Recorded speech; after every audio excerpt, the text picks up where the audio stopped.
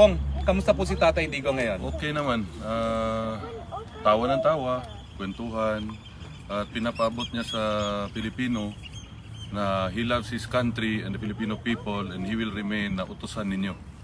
Galing pa sa tatay niya raw, sa kanya hanggang sa aming mga anak. Yun yung gusto niya paabot sa inyo na kami ay forever, ang pamilya namin, maging utusan ng mga Pilipino.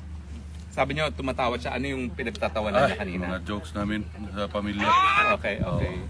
Ano ho, may mga special request ba siya or... Yun, pajama.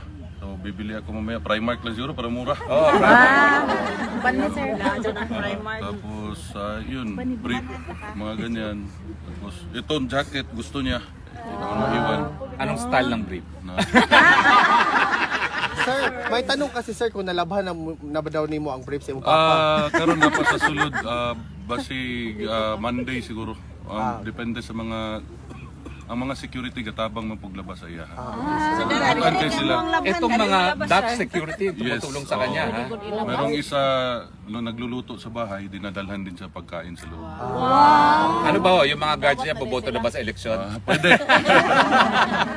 Well, ano hon sabi niya tungkol sa eleksyon niya bilang alkalde ng Davao City?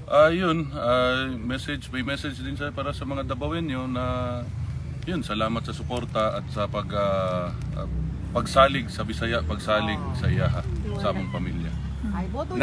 And may message siya kay Pastor, patawagan niya sa akin. So, later na lang kung makontak mo. Hindi ba? Nagpinapaabot yung happy birthday greeting niya kay Pastor. Kay Senator pala. Ano ho? Hindi pwedeng sabihin dito ko. No. Naaabala ba ho si Presidente na nandito siya habang magkakaroon ng eleksyon? Hindi naman. Sabi niya, nandyan naman daw si Baste. Ayan na raw ni Baste. Kamusta naman po ang lagay natin sa Davao City? Ako? O siya? Yung buong pamilya po.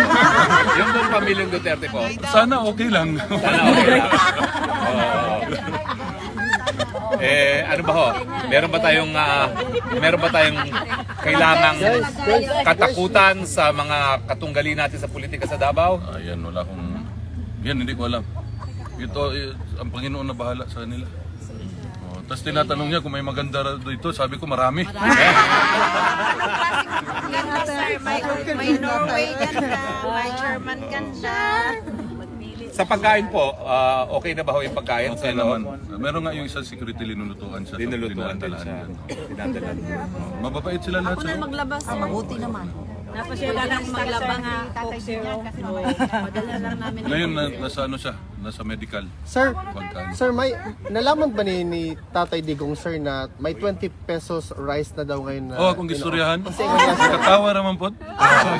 Tumawa. Sabi ko, legalize vote buying. okay sir. Correct yun. Correct. Sabi ko, bakit pildihono na sila sa Visayas? Bukbukon na, bukbukon. Maliban sa vote straight PDP kong plus 2, wala nang dinagdag. Wala naman. Pasalamat lang siya sa Tombayan. Yun lang. Parati niya inibalik-balik. Hanggang kailan po kayo dito sa Dahig? Secret! Habang nandito ka, may Korean beef nandito. Nako, baka mamaya kasi laki na tayong dalawa ko.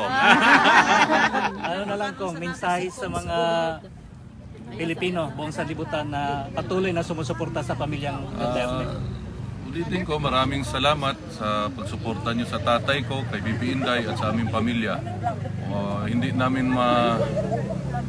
ko alam kung paano sabihin yung papasalamat ng pamilya namin.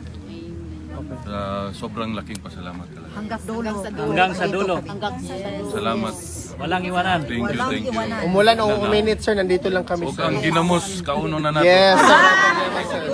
Sir, kanang na ba kay message sir sa mga kababayan nato na naghulat o nagtanaw karon sa Pilipinas sir?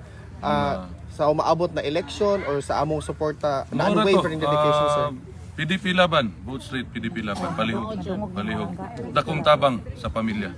Thank you sir. Sigaw ng taong bayan, Tatay Digong! Bring him home! Bring him home! Bring him home! Bring him home!